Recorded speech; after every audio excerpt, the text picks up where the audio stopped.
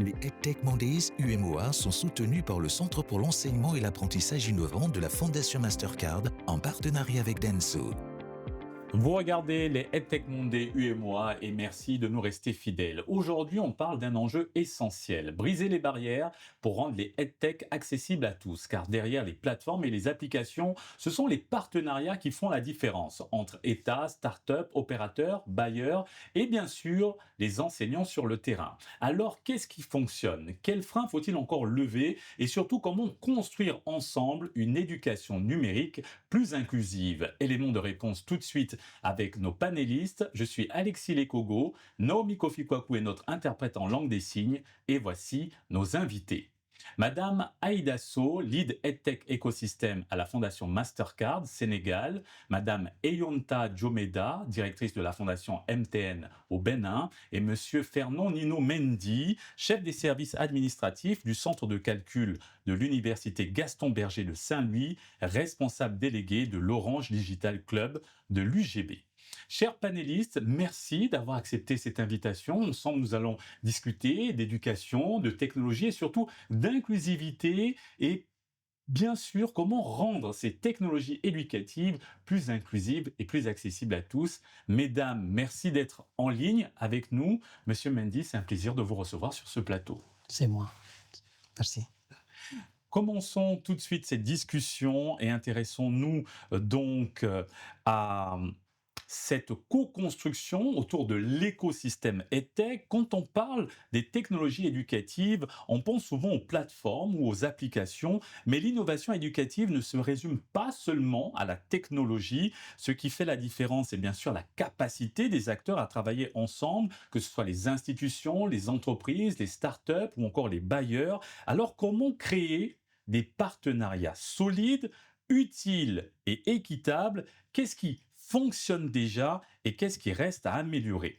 Posons notre première question et ouvrons cette discussion avec Madame Aïda Sow de la Fondation Mastercard.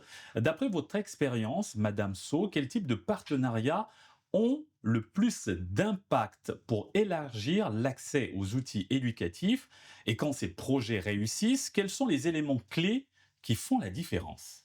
Alors, dans le cadre de notre expérience avec la Mastercard Foundation EdTech Fellowship, ce que nous avons constaté, c'est que les partenariats publics-privés qui sont fondés sur une responsabilité partagée et un leadership local génèrent l'impact le plus significatif. L'exemple que je peux donner, c'est l'exemple du Ghana. Donc aujourd'hui, au Ghana, non seulement le ministère de l'Éducation est très engagé, mais travaille également en étroite collaboration avec des agences para-étatiques telles que le SENDOS et les services éducatifs du pays en général. Donc, lorsqu'on a un fort engagement du gouvernement qui se conjugue avec l'agilité des startups et un soutien des bailleurs, une véritable transformation systémique devient possible. Le levier essentiel reste la co-création. Aujourd'hui, les solutions ou les programmes les plus équitables et pertinents sont les solutions EdTech qui sont conçues en étroite collaboration avec les enseignants, avec les apprenants et les autorités éducatives. Le challenge que l'on observe très souvent, c'est la déconnexion, c'est-à-dire une solution innovante ou une start-up EdTech qui évolue en silo en ne prenant pas en compte les cadres politiques. On y répond en ancrant nos programmes dans les stratégies nationales et en faisant de l'EdTech un levier pour l'inclusion et l'employabilité et non simplement un outil numérique. Merci Madame Sow. Monsieur Mendy, on peut dire aujourd'hui que la co-création est un élément clé pour réussir cette intégration des technologies éducatives dans l'éducation.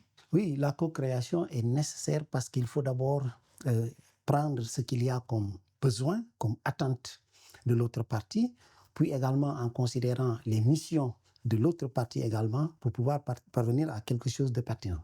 Sinon, vous vous lancez dans quelque chose qui, au fond, peut ne pas intéresser l'une des parties.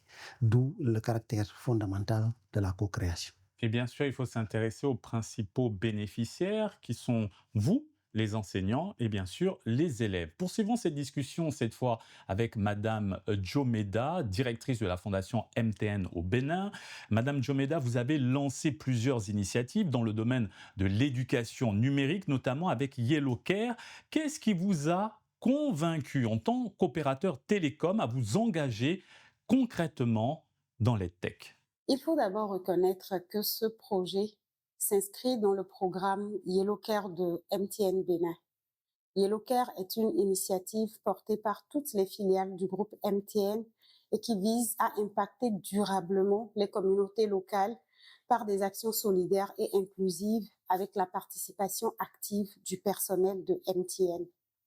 Une nouvelle initiative innovante à l'échelle nationale au Bénin. Y a-t-il un équivalent au niveau des institutions, des pouvoirs publics au Sénégal? Pour le moment, il y en a, mais c'est des solutions qui n'ont pas encore atteint un certain niveau, autant au niveau de la notoriété qu'au niveau des pratiques. Mais bien entendu, il en existe effectivement, surtout dans le sous-secteur dans lequel nous sommes, le sous-secteur de l'enseignement supérieur. Est-ce que les opérateurs s'impliquent aujourd'hui, d'après votre expérience, dans le domaine éducatif?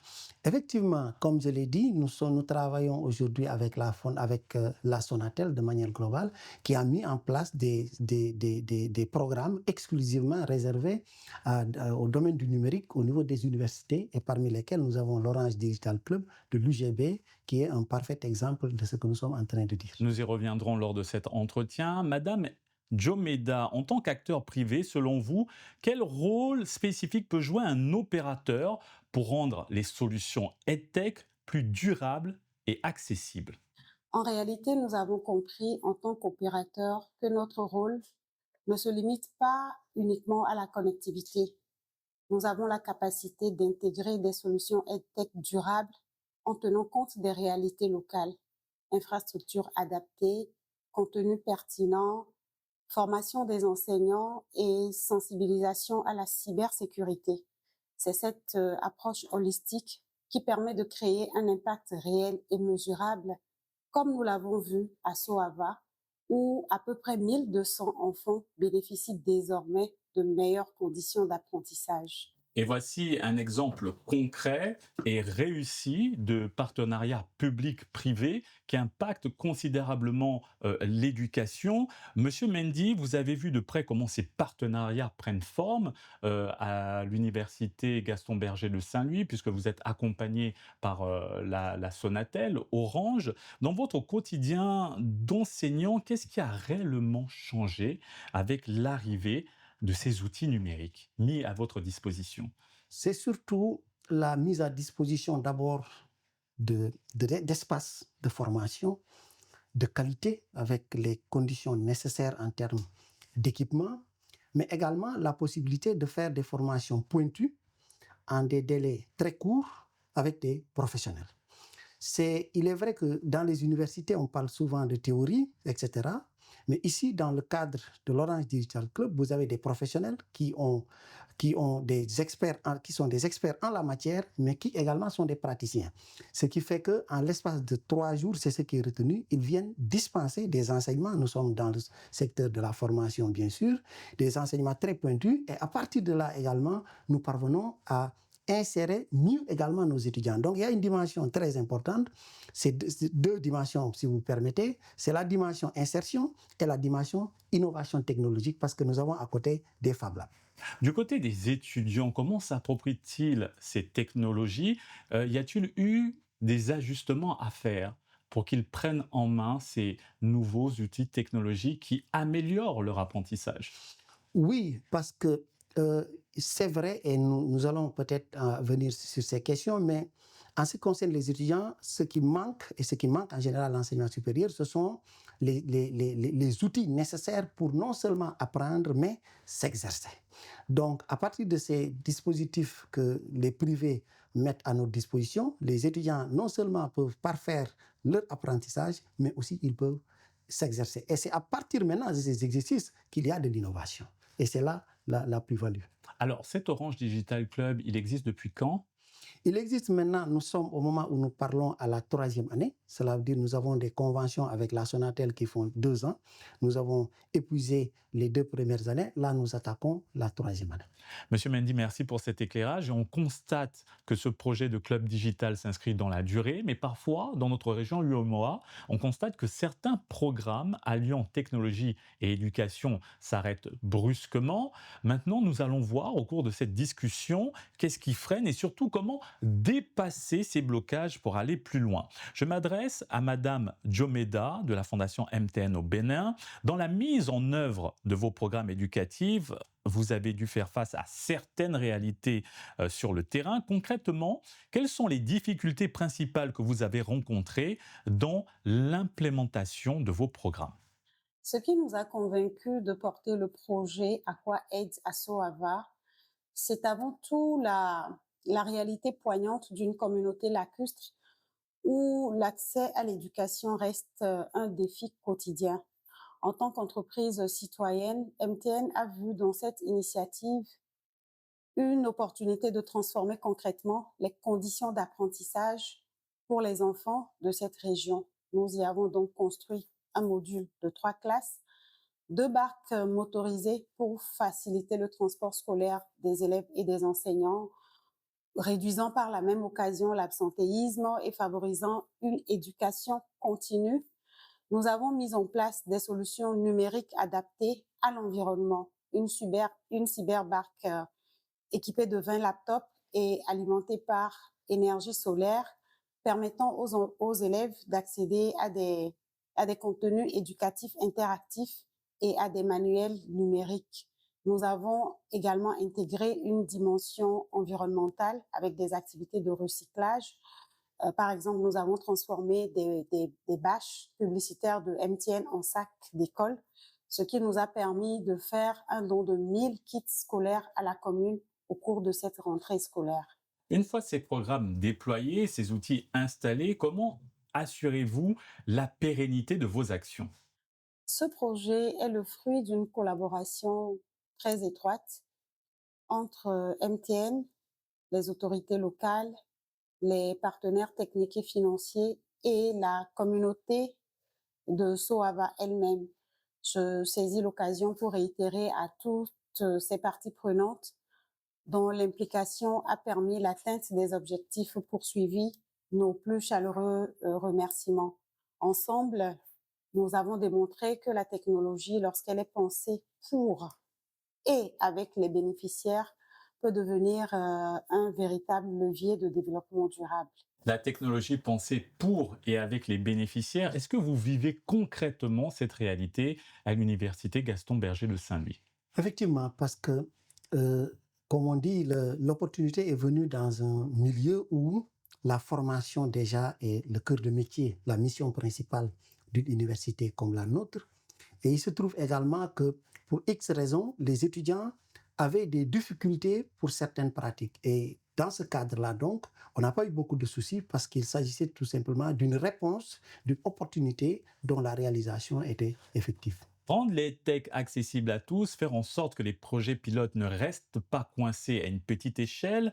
Madame So de la Fondation Mastercard, comment de votre côté vous accompagnez les startups pour qu'elles puissent grandir malgré les freins institutionnels ou financiers? Est-ce que vous avez aujourd'hui constaté une évolution des politiques publiques qui rend ces projets plus faciles à porter à une plus grande échelle? Nous avons compris que le financement seul ne suffit pas. C'est pour ça que les Tech Fellowships ne fournissent pas que du capital, mais également un accompagnement technique, un accompagnement business aux startups, une mise à disposition d'outils de production de données probantes, une plateforme d'engagement politique pour justement permettre aux startups de croître de manière saine et durable. Donc notre accompagnement va vraiment au-delà de l'accélération. On aide vraiment les startups à tester leurs solutions, à établir des partenariats avec les ministères, et à mesurer l'impact de leurs solutions sur l'apprentissage. En ce qui concerne les politiques publiques, on commence quand même à voir quelques évolutions. Donc désormais, les ministères se posent de meilleures questions en ce qui concerne la qualité, l'interopérabilité et l'inclusion. Dans un pays, par exemple, comme le Bénin, nous avons eu à appuyer des dialogues nationaux qui aujourd'hui ont permis de façonner les passations de marché, mais également les politiques en matière d'EdTech. Et enfin, la plateforme EdTech Mondays elle-même, je pense, joue un rôle très important dans la promotion des partenariats publics-privés. En réunissant des acteurs et tout un écosystème en passant par les enseignants, les décideurs, les innovateurs, les startups, les apprenants, au niveau national et régional, on arrive vraiment à faire émerger des perspectives en temps réel pour comprendre quels sont les freins, quels sont les leviers et quelles sont les réalités concrètes de l'adoption de l'EdTech. Merci Madame So. Monsieur Mendy, aujourd'hui l'Université Gaston Berger de Saint-Louis est connectée grâce à cet Orange Digital Club, mais les défis subsistent quand même. Alors aujourd'hui, comment intégrer euh, pleinement le numérique à l'université ou encore dans nos systèmes éducatifs? Oui, la première possibilité qui se donne, c'est déjà la connexion. C'est-à-dire, il faut régler les problèmes de connectivité. Faudrait-il que les opérateurs s'impliquent plus? Oui, nous en avons besoin et je pense que ça a été un peu le cas avec l'Orange Digital Club. Il y a certes la connexion de l'université qui est payée par l'université, mais l'Orange Digital Club, en s'installant, est venu avec aussi une connexion au débit. Et ça, d'ailleurs, quand vous parlez d'un peu des défis, ce sont ça les grands défis, c'est-à-dire renforcer les équipements, permettre à toute la communauté, et comme vous savez, dans les universités, nous avons trois communautés, trois composantes, vous avez les enseignants, vous avez les administratifs et les étudiants, permettre à chacun, selon ses horaires, de pouvoir bénéficier de ces formations. Mais le plus important, c'est non seulement d'ajouter les équipements, mais de renforcer également les apprentissages dans le domaine des objets, de l'Internet des objets connectés, mais aussi dans le domaine de la robotique. Et c'est dans ce domaine précisément, au-delà de la formation, que notre Orange Digital Club intervient. Précédemment, on a parlé de l'adaptation des étudiants. Parlons maintenant de celle des enseignants. Avez-vous reçu une formation adaptée? Comment s'est-elle passée? Et comment vos collègues vivent-ils cette transition vers le numérique? Oui, il y a déjà à préciser que dans le cadre du Fab Lab, effectivement, il y a non seulement des missions de bench que le partenaire a permis, mais il y a également des formations qui sont nécessaires pour celui qui gère le Fab Lab. Il faut avoir vraiment des notions un peu approfondies sur l'Internet des objets, sur la robotique, et c'est ce qui permet aujourd'hui aux collègues qui gèrent précisément ce domaine, parce que nous avons deux grands domaines, comme je l'ai dit. Nous avons le domaine de la formation, qui est régulière, permanente, et nous avons de l'autre côté un Fab Lab où il y a ce domaine de l'innovation technologique à travers l'Internet des objets et la robotique que nous réalisons cela. Malgré ces efforts considérables, comment faire plus? Madame So, dites-nous, parmi les projets que vous accompagnez, quels sont ceux que vous jugez particulièrement inspirants et reproductibles ailleurs? Alors Alexis, pour moi, l'exemple parfait, c'est le modèle de la fellowship qui lui-même est reproductible. Il allie innovation, équité et responsabilité. Donc prenons l'exemple de deux startups, donc Harala au Sénégal et Logeco au Bénin. Ces deux startups locales qui ont connu une croissance rapide grâce à un bon dosage entre du mentorat, des projets pilotes publics-privés et un financement. Et si vous deviez parler directement au gouvernement de la région, quelles priorités leur recommanderiez-vous pour renforcer l'impact des partenariats EdTech? Notre recommandation pour les gouvernements est la suivante. Intégrez l'EdTech dans vos stratégies nationales, non pas comme un silo, mais comme un levier transversal pour l'apprentissage fondamental, le renforcement des capacités des enseignants, les passerelles entre l'école et le monde du travail. Et aujourd'hui, la plupart des gouvernements souhaitent renforcer la résilience de leur système éducatif pour justement pouvoir faire face à des chocs tels que la perte massive d'apprentissage que l'on a observé lors de la pandémie Covid-19. Et pour ça, la première étape consisterait à renouveler les politiques en matière d'EdTech afin de pouvoir permettre un accès inclusif à l'éducation, mais également de promouvoir l'innovation dans le secteur. Et poursuivons avec les actions concrètes et innovantes et retrouvons Madame Diomeda, directrice de la Fondation MTN au Bénin.